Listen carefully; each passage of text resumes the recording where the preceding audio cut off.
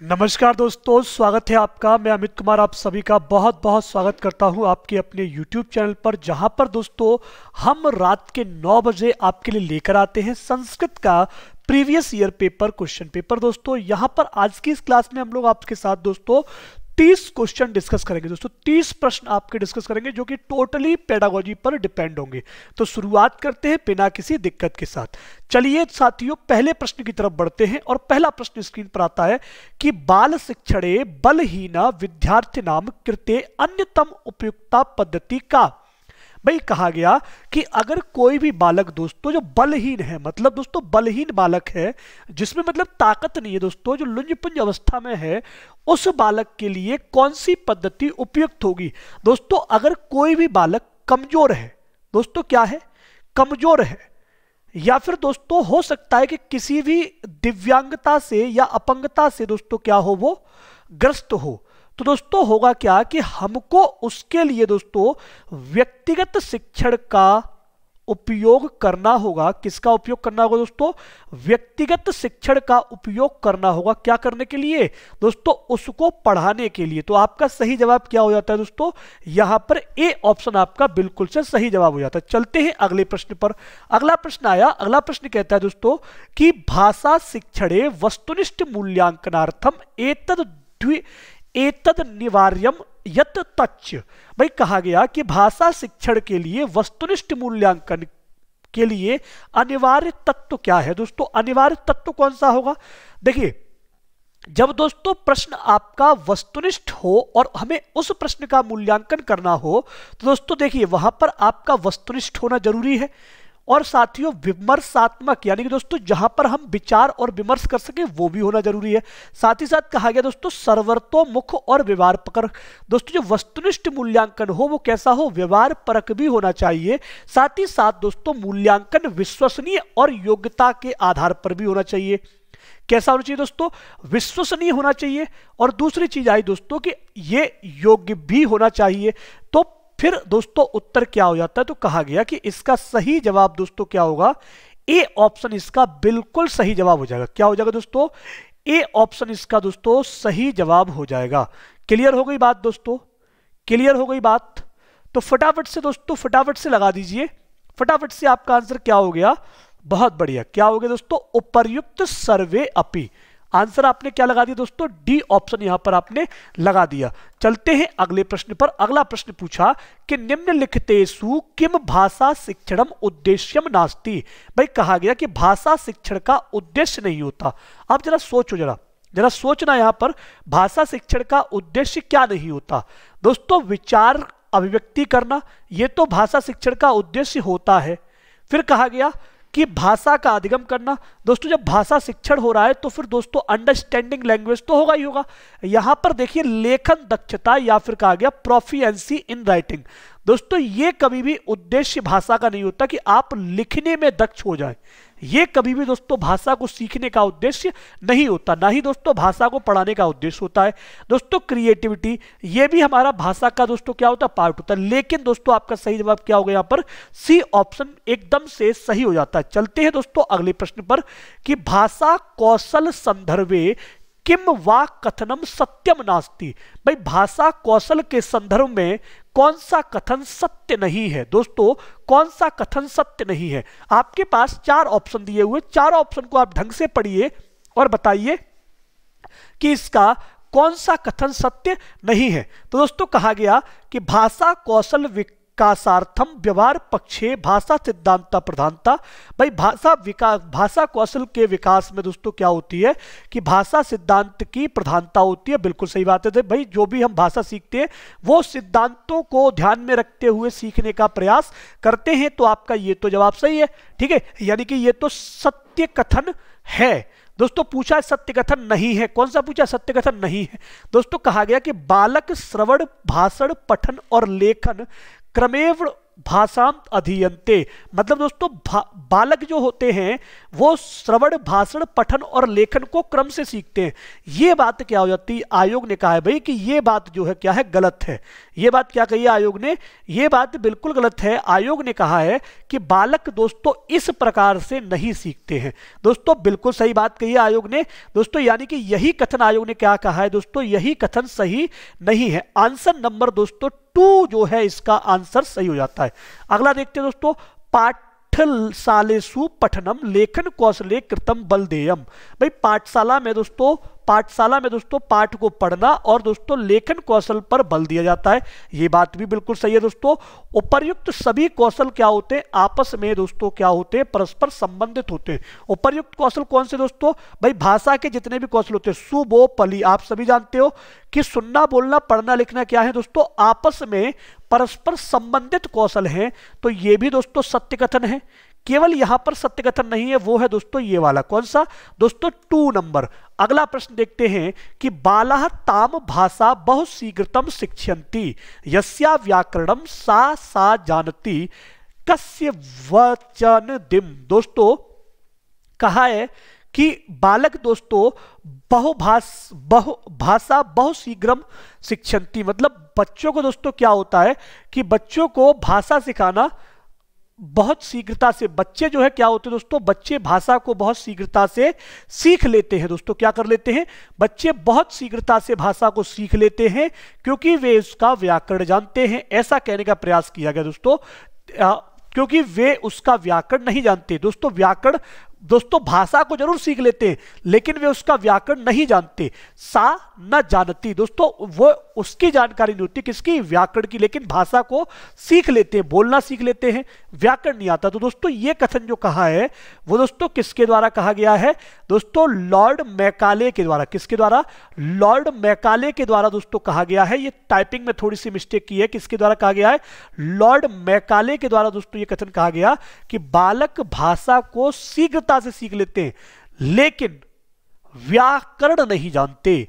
लेकिन दोस्तों वे व्याकरण नहीं जानते। इसका सही जवाब आपको मिल गया नंबर 3। आगे चलते हैं दोस्तों, अगला प्रश्न तेजी के साथ देखेंगे। अगला प्रश्न क्या कहता है दोस्तों, कहता है कि कक्षायाम अध्यापने विद्यार्थिना कठिन प्रश्नान संशय पृच्छन्ति चेत भवान भवती किम करोति। दोस्तों कहा गया कि कक्षा के अंदर पढ़ाते समय विद्यार्थी कठिन प्रश्न दोस्तों संशय के साथ पूछ लेता है, जिसमें उसको संशय होता है दोस्तों उसको पूछ लेता है। तो हमें क्या करना चाहिए, तो दोस्तों सिंपल सी बात है कि उस प्रश्न के लिए कहा गया कि दोस्तों अगर वो दोस्तों कठिन प्रश्न पूछता है दोस्तों, तो यहां पर दोस्तों हमें पूर्व रूप से संपूर्ण सज्जताम कृत्वा कक्षायाम तेसाम प्रश्नानाम उत्तरम संशय निवारणम करोति। यानी कि दोस्तों हमें उसका दोस्तों क्या करना होगा, उसके संशय का निवारण करना होगा। क्या करना होगा दोस्तों, उसके संशय का पूरी तरह से सज्ज होकर के हमें उसका दोस्तों निवारण करना होगा। अब बहुत सारी किताबें दोस्तों क्या करती हैं, बहुत सारी किताबें ये वाला आंसर दे देती हैं, ठीक है, ये वाला आंसर दे देती हैं। बुकों में दोस्तों आप करेक्ट कर लीजिएगा, ये दोस्तों आपका क्या किया है, आयोग ने इस आंसर को गलत किया है, ठीक है। आयोग ने जो आंसर दिया है दोस्तों ये वाला दिया है। वैसे किताबों का कहना ये वाला दोस्तों गलत नहीं है, क्योंकि बाल विकास में ही कहा जाता है कि अगर दोस्तों कोई पाठ से इतर कोई भी प्रश्न पूछता है तो उसे बालक को हम अनुशासनहीन मानते हैं। तो दोस्तों उसी की तर्ज पर किताब ने क्या कह दिया, इसका आंसर ये वाला दे दिया। लेकिन आयोग ने इसको न मान करके दोस्तों कहा है कि हमको उसका जो संशय है उसका निवारण कर देना चाहिए। याद रहेगा, वीडियो को शेयर कीजिए, मजा आएगा। दोस्तों कहा गया कि रटनाभ्यास कारणेन विद्यार्थिना विकासा कीदृश क्षति भवति। भाई क्या कहा है कि किसकी क्षति होती है दोस्तों, रटने के अभ्यास के कारण दोस्तों विकास, विद्यार्थी के विकास में किसकी क्षति होती है।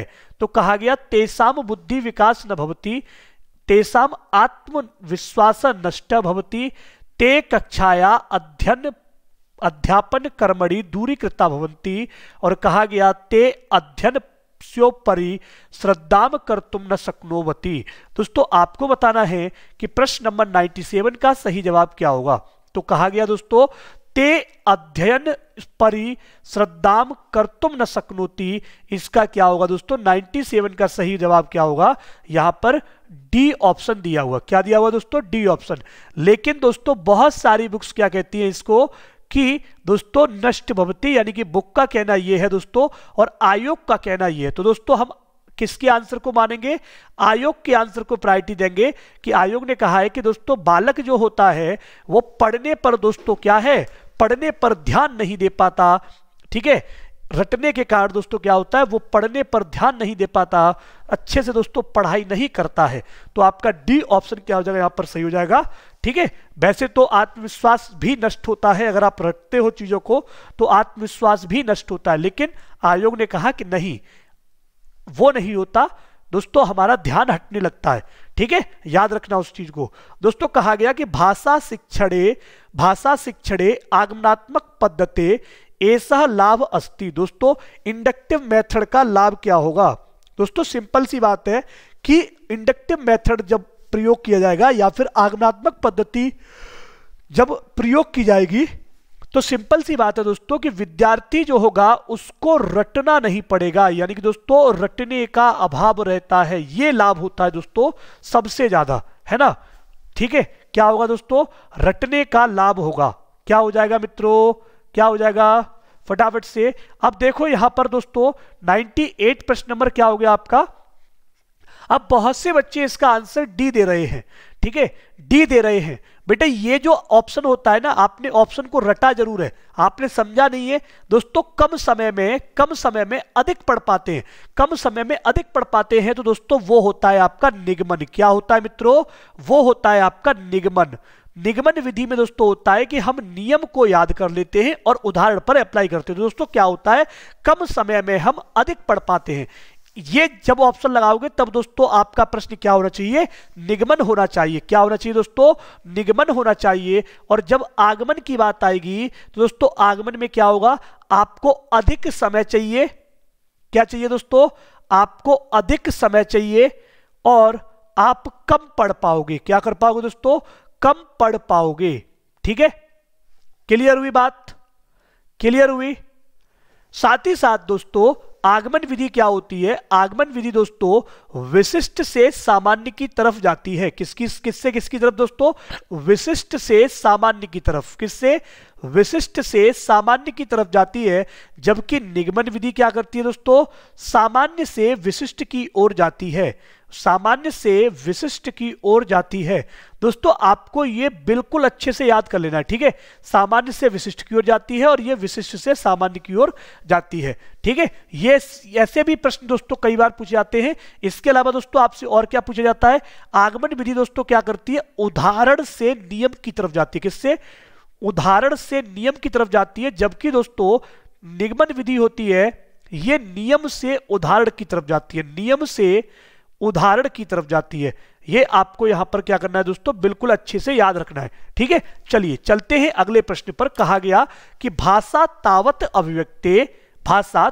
अभिव्यक्ते स्व अभिप्राय प्रकटनम उत्तम माध्यम अस्ति। तो कहा गया भैया, क्या कहा गया, सिंपल सी बात कही गई प्रश्न नंबर 99 के द्वारा कि दोस्तों अभिव्यक्ति करना, अपनी स्वयं की अभिव्यक्ति करना दोस्तों क्या कहलाता है, आदान प्रदान विनिमय से। दोस्तों कहा गया कि अपने विचारों को प्रकट करना, अपने विचारों की अभिव्यक्ति देना दोस्तों क्या होता है दोस्तों, ये होता है आपका आचार विचार का आदान प्रदान।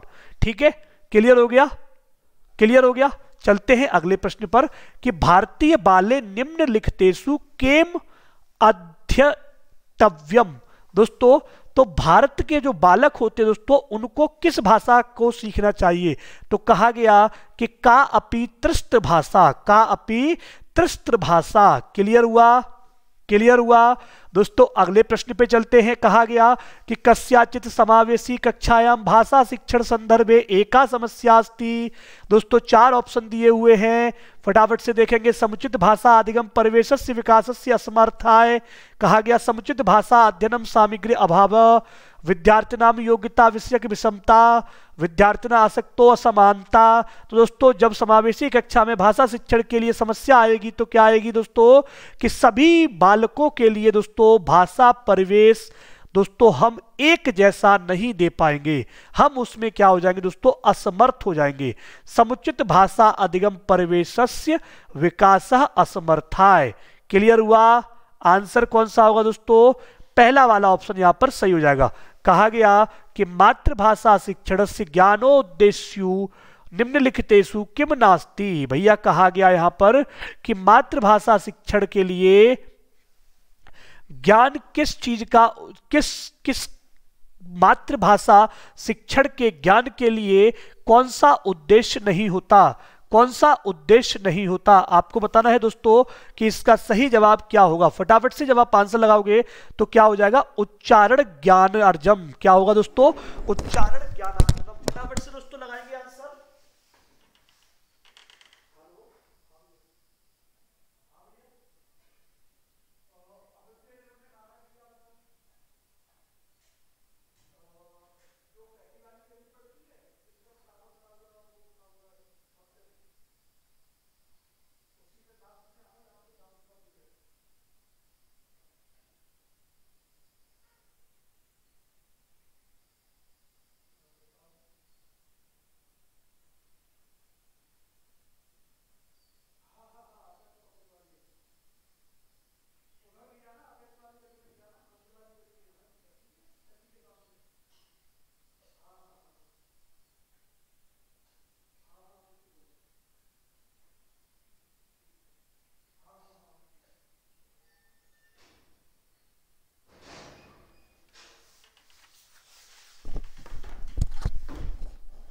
हाँ भाई, तो चलेंगे आगे की तरफ दोस्तों। अगला है दोस्तों कि निम्नलिखितेषु कावा शिक्षण पद्धति अस्ति।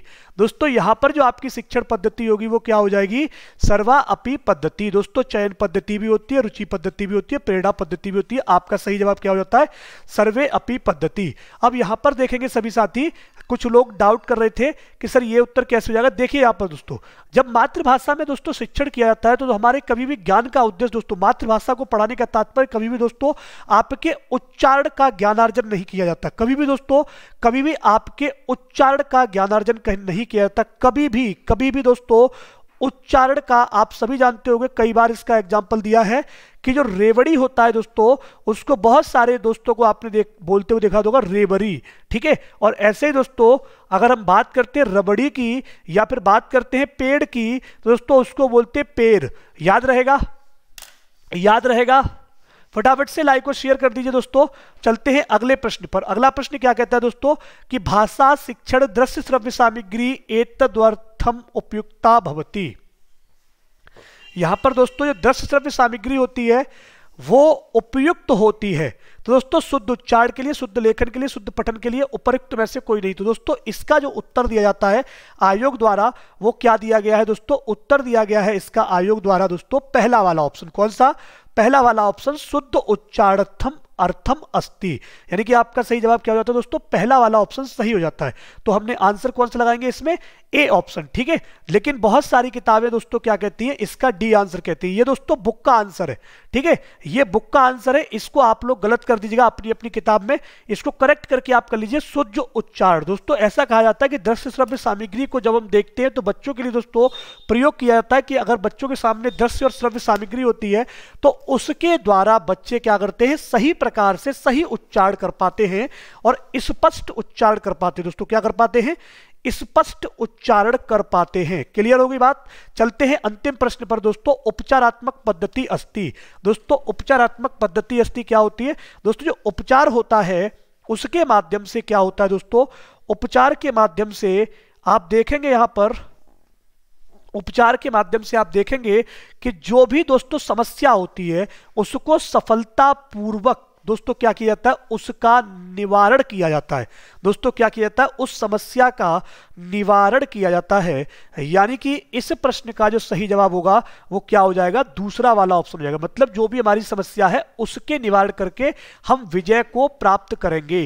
यानी कि दोस्तों अगर आपको हमारी क्लास अच्छी लगी हो तो वीडियो को लाइक कीजिए, शेयर कीजिए और अपने मित्रों के साथ इसे दोस्तों पढ़ना शुरू कीजिए। धन्यवाद, बाय बाय, टेक केयर।